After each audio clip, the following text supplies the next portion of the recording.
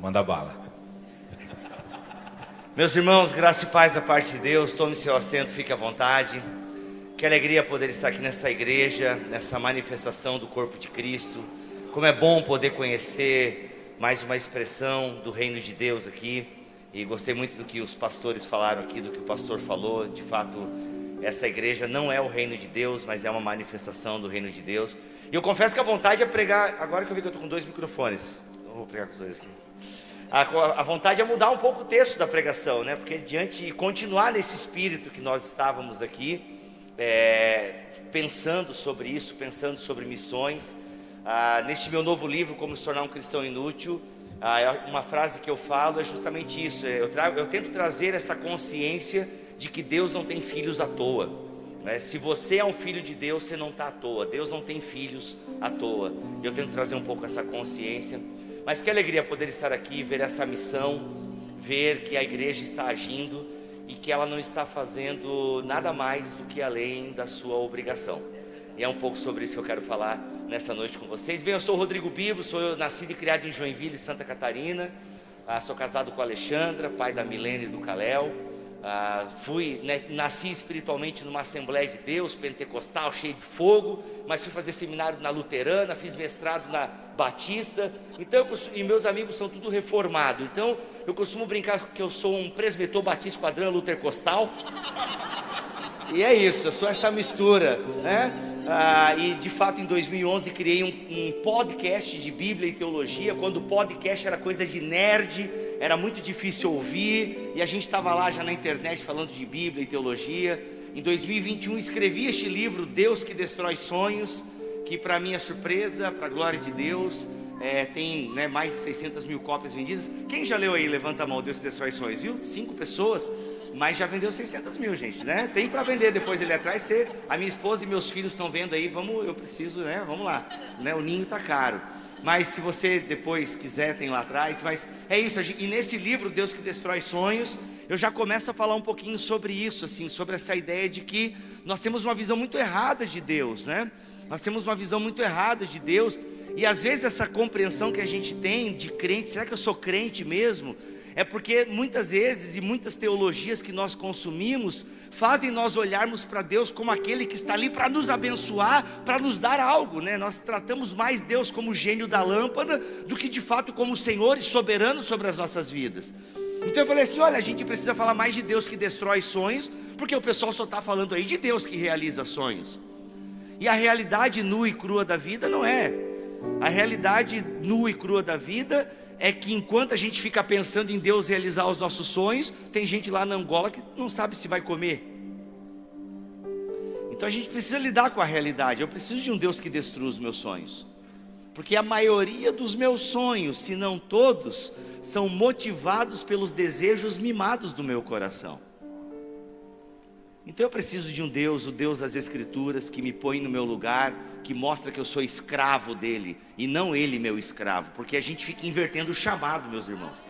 A gente fica invertendo o chamado. Na Bíblia, o chamado é para nós seguirmos a Jesus. Mas agora, né, a teologia moderna é, não, o Senhor segue os meus planos e projetos. Senhor, vem comigo porque eu tenho a visão. É isso. A gente manda em Deus. E isso é muito contrário às Escrituras, porque nas Escrituras é Deus que manda na gente. É o Criador que manda na criatura. É o oleiro que molda o vaso. E de acordo com a minha Bíblia, ele às vezes quebra o vaso. E aí eu lembrei até da Assembleia de Deus agora que a gente cantava, quebra a minha vida. A pastora que canta, né? Eu cantando parece um piano caindo da escada. Mas vocês entenderam a música que eu tentei cantar aqui. Então na Bíblia é isso, é o oleiro que molda o vaso. Nós vivemos num tempo tão humanista como... Que susto, irmão, achei que eu já tinha falado alguma heresia, o pastor mandou me tirar do púlpito. Já aconteceu. A pastora até comentou assim, né, esse tempo humanista. E nos tempos que a gente vive hoje, é isso mesmo. A gente quer moldar a Deus a nossa imagem e semelhança, quando que a Bíblia fala que nós fomos feitos à imagem e semelhança de Deus. Só que a gente quer inverter as coisas, a gente inverte o chamado, a gente inverte a semelhança. Então nós acabamos criando um Deus à nossa imagem e semelhança. E meus irmãos, o que nós mais temos são igrejas que criam seu próprio Deus. O que nós mais temos são pregadores e pregadoras, cantores e cantoras, que criam um Deus à sua imagem e semelhança, que criam um Deus que está ali para satisfazer as suas vontades, e não o contrário. E isso é muito perigoso. Então no meu primeiro livro eu trato um pouco sobre isso. Por isso que eu falo sobre o Deus que destrói sonhos. E depois eu continuei um pouco a reflexão, falando sobre como se tornar um cristão inútil. E se você se assusta um pouco com o título do meu livro, nossa, como se tornar um cristão inútil? Desculpe, é porque você talvez não tenha lido a Bíblia direito. Porque eu só estou reproduzindo uma parábola de Jesus. Nas minhas andanças pelas igrejas no Brasil, eu percebo pelo menos 2 tipos de crente. Tem vários, mas tem 2 que começaram a me chamar a atenção e que me levou à escrita desse livro. A primeira categoria de crente que eu comecei a perceber são irmãs e irmãos empenhados na obra de Deus, voluntários, animados, fazem, só que ao mesmo tempo um sentimento de cansaço, um cansaço espiritual, um cansaço, são pessoas cansadas, fazem as coisas para Deus, mas parecem não ver o resultado, parecem que a coisa não está se desenvolvendo como elas queriam. São pessoas que andam um pouco frustradas, porque no fundo olham para o céu, olham para Deus e falam: Deus, onde está a minha vitória? Cadê a minha bênção? Eu tenho feito tudo tão direito, eu tenho feito tudo tão bonitinho, tenho sido voluntário, tenho ofertado, tenho cantado, tenho ajudado, tenho feito isso, tenho feito aquilo, não faltam os cultos, mas sinto que falta uma bênção sobre a minha vida, sinto que falta algo acontecer aqui. Eu não estou destravando o meu destino, eu não estou produzindo milagre, alguma coisa está acontecendo. Então eles acabam ficando um pouco cansados, porque eles também acabam se comparando com outros irmãos. E esse é o perigo das redes sociais, meus irmãos, porque você compara a sua vida real com a vida editada de alguém. Você gasta o seu presente com o passado dos outros. E aí você sente um pouco esse cansaço, sabe? Uma estafa espiritual. Deus, a coisa não está fluindo, eu estou fazendo tudo certo e a coisa não está girando, cadê a bênção? Eu tenho feito tudo certo, cadê as promessas que falaram que iam acontecer sobre a minha vida e não está acontecendo? A outra classe de cristãos é aqueles que eles estão sentados nos seus bancos e eles estão confortáveis ali, eles até ofertam, mas eles chegam um pouquinho atrasado no louvor, saem antes do culto acabar. Eles estão sentados, eles estão de boa, entendeu? Tipo assim, eu tô legal, eu tô aqui confortável, entende? Eu tô assim, eu sou um analista de culto, um sommelier de louvor, entende? Eu tô aqui assim, sabe? Eu tô frequentando a igreja Vida Nova, né? Eu frequento a igreja legal, bacana, pastor descolado, legal, o louvor aqui é legal, eu sinto um friozinho. Aliás, muito boa a banda, parabéns. Eu não entendo nada de música, mas meu ouvido pareceu muito bom o que vocês estavam fazendo. Entendeu? Então assim, é muito legal assim. Mas é isso, ele está fazendo. Ele é aquele crente sentado na arquibancada, entendeu? A galera está lá correndo, se matando, fazendo acontecer. Ele, muito bom, muito bom. Hoje o culto não estava tão legal, senti que o irmão deu uma desafinada. O pastor hoje, não sei, o pastor estava meio perdido na palavra, né? Mas é legal, vamos voltar semana que vem para ver como é que está e ver se melhora. Aí durante a semana ele consome umas músicas, ele vê uns pregadores na internet, entendeu? E ele vai lá, e ele volta para a igreja, e ele senta, e ele vira de novo ali o comentarista de culto. E é muito, muito louco isso, e até triste, trágico, porque daí esses irmãos geralmente, eles saem daqui, vão para os carros e começam a falar mal do culto. E aí o filho de 8 anos, 7 anos, 5 anos, né, porque crianças pequenas nessa idade captam tudo que você fala, e ele começa a falar mal do culto, começa a falar mal disso, aquilo. Aí quando a criança chega na adolescência e se desvia: pastor, meu filho está longe da igreja. Também, né? Você saía no carro aqui e começava a falar mal da igreja, na frente do seu filho, aí não tem muito o que fazer. Então é esse tipo de crente, vocês estão me entendendo? Ele não é nem, ele é tipo, não é nem Marta nem Maria, entende? Ele não faz nada, ele só senta. Eu estou aqui sentado, eu estou de boa, está confortável aqui. E deixa eu dizer um negócio para vocês, talvez meio chocante. E esse crente que está aí agora sentado, analisando, né, a minha pregação, analisando tudo, e até mesmo o ativo que está ali agindo, que está lá fora acontecendo, os dois podem ir para o céu. E aí é a loucura do evangelho mesmo, porque a salvação ela é pela crença em Jesus Cristo, na fidelidade de Deus, e os dois podem ir para o céu. Mas um está cansado, sobrecarregado, fazendo, só que está com o coração no lugar errado, porque está olhando para Deus e está esperando alguma coisa em troca. Ele está fazendo, esperando uma coisa em troca. A sua motivação está errada, o seu coração está no lugar errado. E o outro não está fazendo nada. Eu percebi esse movimento nas igrejas. E aí quando eu olho para a palavra de Deus, queria que você abrisse a sua Bíblia em Lucas, no capítulo 17, a partir do versículo 7. Leio na Nova NVI. Lucas, capítulo 17, a partir do versículo 7.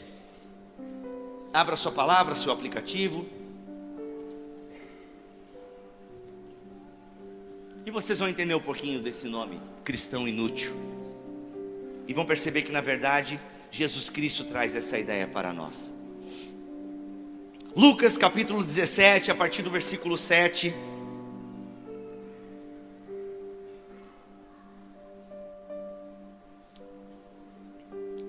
Diz assim a palavra de Deus: qual de vocês, tendo um servo que esteja arando ou cuidando das ovelhas, lhe dirá quando ele chegar do campo: vem agora e sente-se para comer?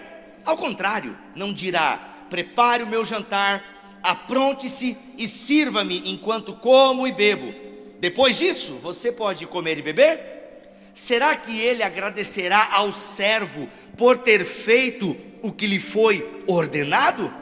Assim também vocês, quando tiverem feito tudo o que for ordenado, devem dizer: somos servos inúteis, apenas cumprimos o nosso dever. Palavra de Deus. Simples. Jesus está contando uma parábola para os seus discípulos, e sempre que Jesus conta uma parábola, Ele quer ensinar um princípio do reino de Deus. Sempre que Jesus conta uma história, ou que Ele inventa uma história, ou que Ele adapta uma história, Ele quer ensinar um princípio do reino de Deus. Nessa parábola, Jesus está dizendo o seguinte: olha, qual senhor que vai chegar para o seu servo ou para o seu escravo e vai dizer o seguinte: olha, você chegou agora cansado aí da roça, você chegou cansado agora aí de arar a terra, cuidar das ovelhas, vem, sente-se, coma, sente-se aqui. Não, nenhum senhor vai fazer isso, porque não é o natural. O natural é que o senhor diga para o seu escravo, para os seus escravos: olha, chegou aí agora, prepara a minha janta que eu vou comer, depois você senta e come. Jesus está dizendo isso. E Jesus está dizendo que este servo, ao ouvir isso do seu senhor, ele não vai ficar chateado ou qualquer outra coisa. Não, pelo contrário, olha, vocês devem ser assim também. Devem ser assim como? Vocês devem ser como este servo, que simplesmente faz o que se espera que tem que ser feito. E vocês não estão fazendo mais que a obrigação de vocês. O problema é que nós, muitas vezes, na nossa espiritualidade meritocrática, no mundo que a gente vive, que honra o mérito, que valoriza quem vence, quem faz, nós trazemos isso para a nossa espiritualidade também. Em que sentido? Por exemplo, homens, a gente gosta de receber um elogio quando lavamos uma louça. E se a gente não recebe o elogio porque ajudou em casa, a gente fica meio chateado. Mas a gente não fez mais que a obrigação da gente. Entende? Mas a gente quer ser reconhecido. Absurdo isso. Eu aprendi da forma mais real possível, quando na primeira semana de casamento, na primeira semana, jovens casais, crente, aquela felicidade toda. E aí a gente almoçou, nosso primeiro almoço de domingo, como casais, recém-casados. E aí almoçamos e tal, fomos dormir aquele sono da tarde, coisa maravilhosa, ainda não tínhamos filhos. E aí fomos dormir aquele soninho domingo à tarde e tal. Chegamos lá, dormimos, vamos tomar o nosso primeiro café da tarde de domingo. Quando eu chego na cozinha, na mesa, o meu prato sujo em cima da mesa. Eu falei: ué? Xanda, meu prato está sujo em cima da mesa. Ela olhou para mim assim: primeiro, tu não casou com a tua mãe? Essa é minha mulher. Olha, eu fiz questão de lavar a louça, tu poderia pelo menos ter colocado na pia, né? Eu falei: opa, é sobre isso. Entende? Então, aí às vezes eu lavava uma louça para dar aquela impressionada, né? Aí, tipo, e eu ficava esperando, tipo, não vinha um elogio. Aí ela falou assim, não, mas é que tu suja, tu também pode lavar, né? Eu também trabalho como tu. Ah, então tá, entendi, é isso, né? Porque a gente é assim, né? A gente quer receber um elogio por coisas óbvias. É tipo formatura, já viram aquele meme? A Fernanda fez nutrição, estudou, aí ela chega na formatura dela e encontra os pais com uma faixa. Parabéns, Fernanda, não fez mais que a obrigação. A gente acha isso meio rude, mas é a mais pura verdade. É claro que é maravilhoso terminar uma graduação. Infelizmente muitas pessoas começam uma graduação e não terminam, por uma série de motivos, inclusive preguiça. Mas uma faixa dessa não é ser mal educado. Amei os pais da Fernanda, parabéns, Fernanda, não fez mais que a obrigação. O problema é que a gente vive numa sociedade muito dodói, que quer receber tapinha nas costas por cada boa ação que faz. Não vai haver tapinha nas costas para quem serve a Jesus. Por isso que eu digo, é lindo o trabalho que vocês fizeram na Angola. Parabéns, não fizeram mais que a obrigação. Entende? Está entendendo? Não, é maravilhoso, que bom que estão fazendo. Mas gente, não espere que Deus vai olhar agora assim, ó. Olha a Igreja Batista Vida Nova em Hortolândia. Rapaz, ô Jesus, vem cá, tá vendo? Ó, Satanás estava lá passeando, chegou. Aí ó, tá vendo a minha Igreja Batista lá, Vida Nova em Hortolândia? Olha aí ó, pega essa, Satanás. Entendeu? Tomara que Deus não faça isso, né? Porque na história de Jó foi meio complicado, né? Vocês estão entendendo? Não vai rolar. E o Jesus está querendo ensinar isso para nós aqui. Ei, vocês não passam de servos inúteis. A palavra inútil aqui tem um jogo. Se a gente olhar para esse servo aqui, ou os servos dessa casa, eles não foram inúteis, eles cumpriram a tarefa deles, araram a terra, cuidaram das ovelhas. Eles não foram inúteis. Mas o inútil é no sentido de aqui que não tem mérito. Não existe mérito no que vocês estão fazendo. Não esperem aplausos pelo que vocês estão fazendo. É mais que a obrigação de vocês. Nós não passamos de servos sem méritos. E esse é o problema daquela primeira categoria de crente, que ele faz as coisas para Deus esperando algo em troca. Mas Bíblia, eu não posso esperar algo em troca. A pastora inclusive falou de galardão, que ninguém sabe direito o que é galardão, irmãos, que como é que vai ser essa coroa, entende? Fico pensando se eu vou andar com uma coroa meio Carmen Miranda, não sei como é que vai ser esse negócio, entende? Uma mansão diante do trono, na Rua dos Apóstolos, eu não sei como é que vai ser. Mas o fato é que sim, existe algo que nos será dado. Só que o problema é o seguinte: isso é uma esperança futura. Se a gente faz a obra de Deus esperando a recompensa aqui nessa terra, se a oferta que eu dou, eu fico esperando a recompensa aqui nessa terra, se a missão que eu faço, fico esperando recompensa aqui nessa terra, eu sou miserável e a minha fé é terrena. Se a minha fé é para eu produzir milagres e bênçãos para a minha vida aqui somente, essa minha fé é demoníaca. Porque eu não faço as coisas para Deus querendo algo em troca, eu faço porque é meu dever fazer. Agora, é muito lindo a maneira que Lucas constrói a sua teologia aqui no Evangelho, porque no capítulo 12, ele vai dizer o seguinte: olha, fiquem vigilantes, porque o Senhor há de servir todos aqueles que perseverarem até o final. Ou seja, Lucas, antes de falar o capítulo 17 e chamar a gente de inútil e que nós não fazemos mais que a nossa obrigação, ele já tinha dado a letra lá para os discípulos e para os seus leitores. Olha, saiba que se você não tiver na sua mente que o Senhor te serviu primeiro, você não entenderá o que é servir ao Senhor de verdade. Então a primeira coisa que nós precisamos ter em mente é que nós servimos ao Senhor porque Ele nos serviu primeiro. E a promessa de Lucas 12 é uma promessa de um serviço escatológico, onde o Senhor há de nos servir no seu grande banquete. Ou seja, isso é uma inversão da lógica, né? O Senhor servindo os seus escravos. E o mais lindo de tudo isso é que Jesus não só promete que há de nos servir na eternidade, mas já no seu ministério terreno, ele se apresenta a nós como: eis que estou entre vocês como diácono, como servo. Inclusive em João capítulo 13, ele faz o quê? pega a bacia, a toalha e começa a lavar os pés dos seus discípulos, a posição mais baixa de uma casa, o servo que lavava os pés, nos trazendo uma lição maravilhosa: o caminho para o Pai passa pelos pés dos meus irmãos. A lição maravilhosa de Jesus Cristo. Então, Ele não só prometeu nos servir com galardões, com bênçãos na eternidade, mas já agora nos serve, está no nosso meio como serve, e diz o seguinte: vão e façam o mesmo, mas não esperem ser recompensados por isso, a recompensa de vocês é de outra natureza. O tesouro que vocês estão juntando não é nessa terra, porque se já recebermos aqui os elogios, as recompensas, receberemos aqui, e não acumularemos lá riquezas no céu. Então nós precisamos ter essa consciência de que Ele nos serviu primeiro, e porque Ele nos amou primeiro, podemos amar, porque Ele serviu primeiro, podemos servir. É isso que nos motiva, não para receber algo em troca, não para receber, sabe, aplausos, reconhecimento, placa, homenagens.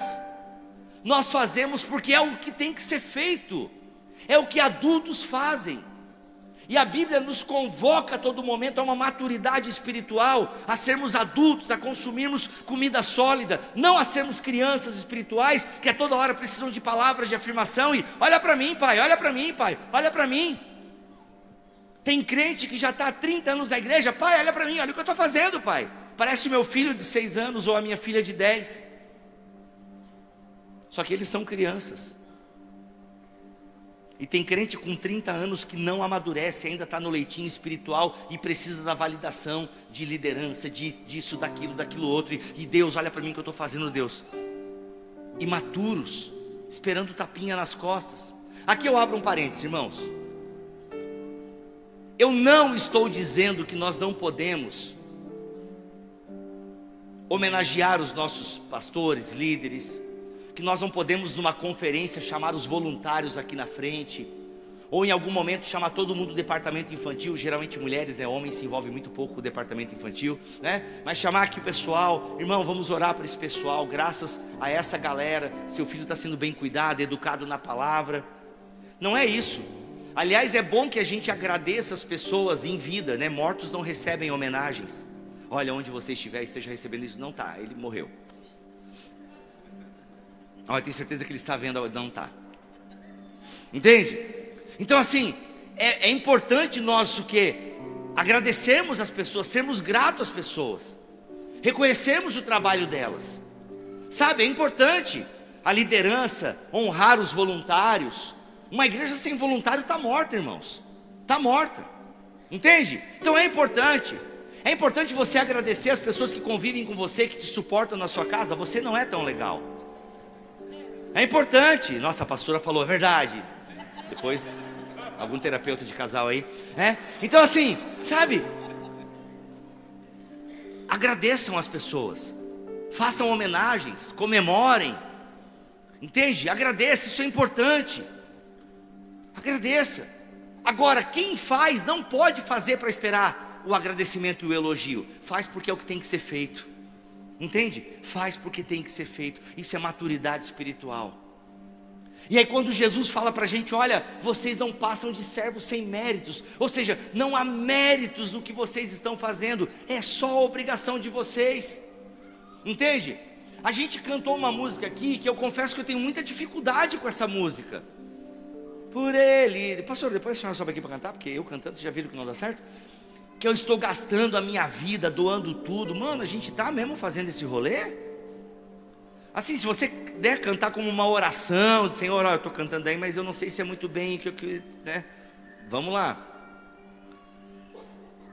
E aí, só que o problema ainda é quando a gente vai e se desgasta, a gente espera assim: Deus, tu viu, né, que essa semana, tem semana que a gente está assim, né? Orei, jejuei, tomei café com Deus, sabe? A gente está assim, né? Daquele jeito, né? A gente está, olha, essa semana, Senhor, se tu voltar, estou garantido. Porque essa semana nós vamos ter ceia, não vai nem grudar o pão no céu da boca, né? Só quem foi católico entendeu a piada. Então o que acontece? É isso, tem semana que a gente está se sentindo assim, super crentes. A gente nem se espreguiça porque é capaz de Deus levantar, pegar pela mão e puxar para cima. De tão crente, né? Sai da frente, Satanás! A gente está nessa vibe, né? Só que tem a outra semana que a gente fala, Deus não volta. Não volta porque eu já sinto o cheiro da grande tribulação. Não volta porque se tu voltar essa semana, como é que vai ser? Eu não vou botar o código da besta. Eu não vou porque eu tenho o cartão do Mastercard. Meu Deus, já fica assim preocupado. E não é para ser assim, irmãos. Se a sua espiritualidade, se a sua salvação, ela depende do tanto que você ora, do tanto que você jejua, do tanto que você dizima, do tanto que você lê a Bíblia, você está perdido já. É por isso que tem dia que você está se sentindo salvo, e tem dia que você fala, Deus dá uma segurada, hoje não. Sabe por quê? Porque você está confiando nos seus méritos e não nos méritos de Cristo. Quando você confia nos seus méritos, você vive essa gangorra de salvação, salvo, não salvo, entende?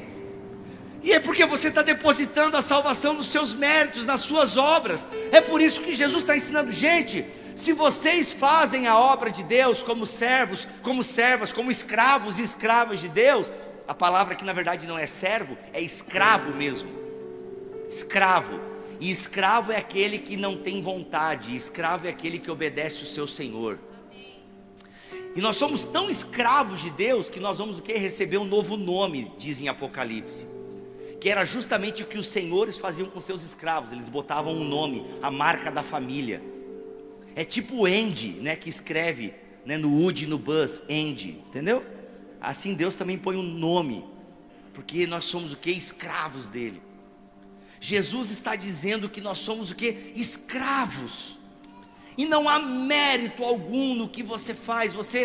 Quando você age como um escravo de Deus, como uma escrava de Deus, Deus não fala assim, ó, nossa, estou impressionado com a sua espiritualidade nessa semana. Deus não se impressiona com você, nem com seus acertos, nem com seus erros. Quando você erra, tu acha que Deus olha lá de cima, nossa, ô Espírito Santo, mano, meu eu. Entende? Não. Ele não fica assim, de novo João, Cleiton, não. Se tem algum Cleiton aqui, para de pecar, Cleiton.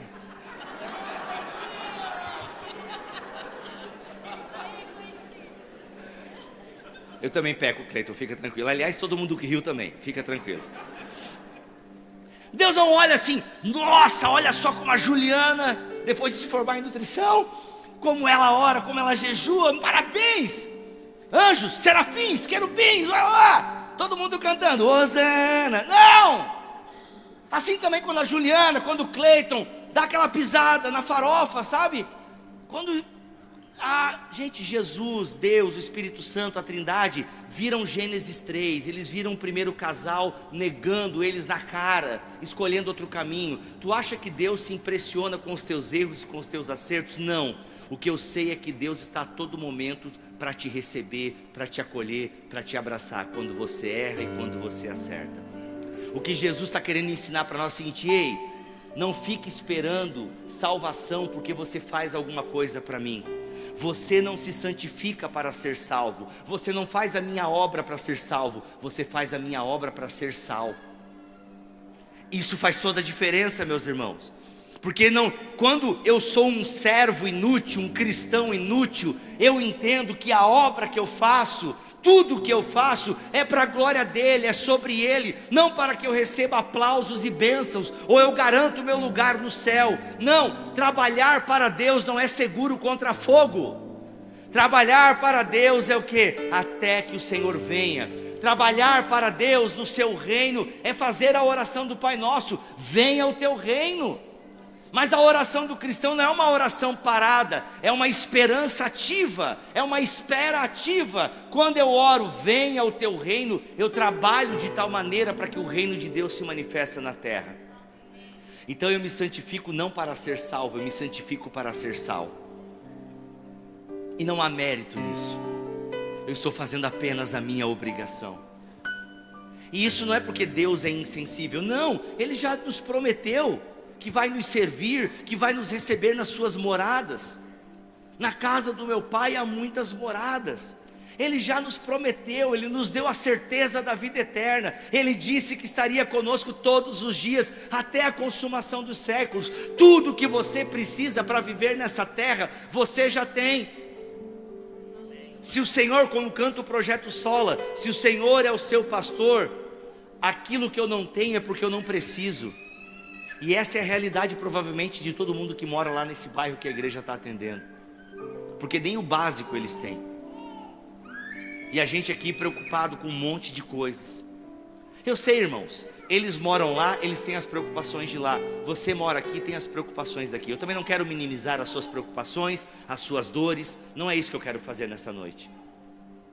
O que eu quero dizer é o seguinte: olha, calibra o teu coração, calibra, sintoniza o teu coração, a tua mente, calibra, sabe, eu digo coração porque a Bíblia fala que sobre tudo que você deve guardar, guarda o seu coração, porque dele procedem as saídas da vida, Provérbios 4:23, ou seja, calibra o teu coração, sintoniza o teu coração na frequência de Deus, para que você ande menos cansado, para que você pare de pedir coisas inúteis para Deus, e para que você, sabe, regule, calibre na frequência do Evangelho, onde o Evangelho te diz: ei, você não precisa se esforçar para ser salvo, você não precisa fazer atos heróicos para ser salvo, eu já fiz atos humanos para te encontrar. O Senhor se fez carne e habitou entre nós, e vimos a sua glória, a glória como do unigênito do Pai. Não há mérito, Ele já fez, Ele já cumpriu, Ele é o caminho, Ele é a verdade, Ele é a vida. Descanse nele. Só que o descansar nele é um descanso ativo na sua obra. Entende? Só que agora eu não estou mais cansado, porque eu não estou fazendo para esperar algo em troca. Eu estou fazendo porque sou amado, porque eu já tenho o que preciso. E aí, irmãos, é claro que Deus pode nos surpreender, nos abençoar. Eu não sou contra bênçãos. Entende? Eu não sou contra ser abençoado por Deus. Deus abençoa os seus filhos, Deus abençoa as suas filhas. Só que eu não o sirvo e eu não trabalho na sua obra para ser abençoado, mas eu trabalho na sua obra para ser uma bênção. É diferente, é uma outra disposição do coração, porque não é mais sobre eu conquistar alguma coisa, mas eu ser uma ferramenta de amor e serviço. Isso muda a forma com que a gente se relaciona com o Evangelho. Não é sobre nós, é sobre Ele, sobre o que Ele está fazendo. Porque a bem da verdade, meus irmãos, é como eu disse, por isso que o crente meio cansado, esperando uma bênção de Deus, e aquele crente que não está esperando nada, não está fazendo nada, ambos podem ir para o céu, porque a salvação não é sobre o quanto eu trabalho para Deus, ou deixo de trabalhar para Deus. A salvação é sobre o quanto eu acredito que Jesus Cristo morreu no meu lugar. Agora, quando eu estou em Deus e descansando em Deus, eu vou trabalhar para Ele. Eu vou ter o meu coração calibrado pelo Evangelho. Eu vou querer servir aos meus irmãos, porque eu sei que o caminho para o Pai, antes de chegar no Pai, eu vou passar pelos pés dos meus irmãos. Eu vou servir. Quando eu sou um cristão inútil, eu paro de olhar para o céu procurando as bênçãos ou os sinais do Apocalipse, e eu começo a ser um sinal da primeira vinda de Cristo. Eu paro de olhar para o céu e começo a olhar para a terra, onde eu preciso manifestar a glória de Deus. A gente fala muito em, sabe, viver para a glória de Deus, ser cheio da glória de Deus, transbordarmos, como foi falado aqui, e de fato a gente precisa transbordar. E como que eu sei que alguém está transbordando? Quando ele não pensa somente em si, e ele começa a pensar no outro.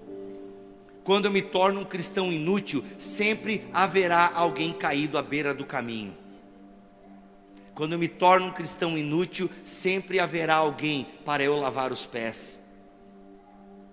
Quando eu me torno um cristão inútil, é menos sobre mim e mais sobre Ele. E eu começo a servir os meus irmãos, as minhas irmãs. E se a minha igreja ela é bíblica, ela é cheia do Espírito, eu serei servido também. Entende? Então o que? Há uma abundância de serviço. Então não há espaço para pessoas cansadas, porque nós estamos o quê? Cuidando uns dos outros, levando as cargas uns dos outros, e assim cumprireis o quê? A lei de Cristo. Gálatas 6:2. Levem as cargas uns dos outros, e assim cumprireis a lei de Cristo. Eu quero me tornar um cristão inútil. Eu quero me tornar um cristão que sabe, que reconhece que não tem mérito algum no que eu estou fazendo, mas o mérito é todo dele, a glória é toda dele. Eu faço porque ele me amou, eu faço porque ele me serviu. Então o mínimo que eu posso fazer é servir de volta. E servir a Deus é servir aos irmãos. João vai deixar isso bem claro na sua carta. Olha, como é que você pode dizer que ama a Deus e odeia o seu irmão? Você ama a Deus que você não vê, e você odeia o seu irmão que você está vendo? João 3,16, a maioria dos crentes sabe de cor. Deus amou o mundo de tal maneira, que enviou seu Filho unigênito, para que todo aquele que nele crê não pereça, mas tenha a vida eterna. Isso é o Evangelho. Deus é por nós. O coração paterno de Deus olha para os seus filhos e filhas perdidos. Deus é por nós. E se Deus é por nós, quem será contra nós? Deus é por nós, isso é o Evangelho. Descansa nessa salvação que vem da cruz. Não vem do seu esforço, vem dos méritos de Cristo. Descansa nisso. Agora, esse Evangelho que vem, que me preenche, que me dá certeza da salvação. Eu tenho certeza da salvação, irmãos. E eu sou um pecador miserável. Eu luto contra os meus pecados, mas eu tenho certeza da minha salvação, que quando Ele voltar, eu vou estar com Ele. Eu tenho certeza disso. Por quê? Porque eu descanso no sacrifício dele. Eu creio em Jesus Cristo. Eu sou salvo. Agora tem algo muito lindo que o Evangelho faz comigo. Quando eu entendo o Evangelho, ele causa um efeito sobre a minha vida. Queria pedir para o pessoal da mídia, para os midianitas da igreja, colocar 1 João 3,16. 1 João 3,16 na tela. Põe aí, por gentileza. Como a minha Bíblia é nova, eu posso demorar para achar. Achei, fui mais rápido que o computador, viu? Chora GPT. 1 João 3,16, olha que coisa linda, irmãos. Olha só. João 3,16, o Evangelho. 1 João 3,16, os efeitos do Evangelho. Nisto conhecemos o amor. Nisto conhecemos o que é o amor. Jesus Cristo deu a sua vida por nós, e nós devemos dar a nossa vida por nossos irmãos. Olha só que coisa linda. Percebam, deixa na tela o versículo. A gente conhece o amor, o Evangelho. Cristo deu a sua vida por nós. O que isso causa em mim agora? Agora eu vou dar a minha vida pelos irmãos. Bem, significa que eu vou morrer pelos irmãos agora? Vou me meter na frente de uma bala como o Kevin Costner salvando Whitney Houston? Não. Só 3 pessoas entenderam a referência. Velho. Não. Se você olhar o versículo 17, põe na tela, DJ. Olha só. Ele vai mostrar para você o que é esse efeito do Evangelho. 17. O que é dar vida pelo irmão? Se alguém tiver recursos materiais e vendo seu irmão na Angola em necessidade e não se compadecer dele, como pode permanecer nele o amor de Deus? O amor cristão, ele é visível. O amor cristão não é emoji de mãozinha na rede social ou no grupo do WhatsApp. O amor cristão não é não, vamos orar. Com isso não estou diminuindo a oração, porque às vezes a gente fala que vai orar e não ora. O amor cristão, ele é visível. Ele é visível.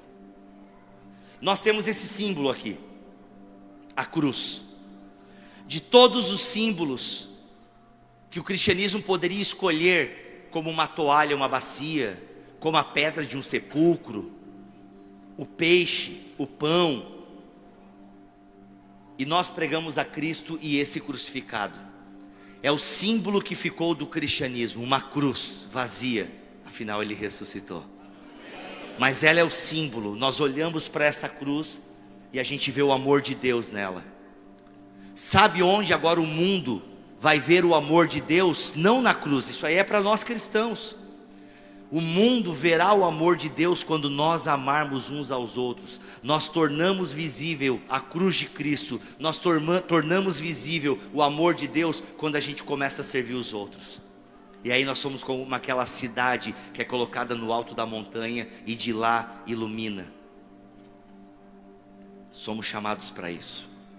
Está perguntando para Deus qual é o seu chamado? Deus, o que eu nasci para fazer? Senhor, qual é a tua vontade para a minha vida?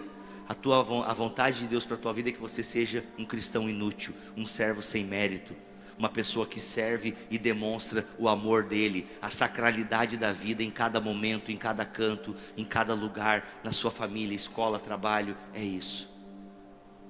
Esse é o chamado de Deus para a sua vida: seguir a Jesus Cristo e procurar se parecer um pouquinho com Ele, para a glória do nome dEle, em nome de Jesus, meus irmãos.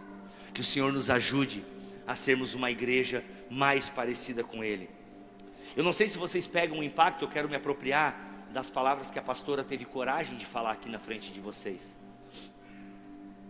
Uma mulher de Deus, provavelmente não a conheço, mas imagino que seja. E ela vem na frente de vocês e admite que precisa ser uma pessoa melhor.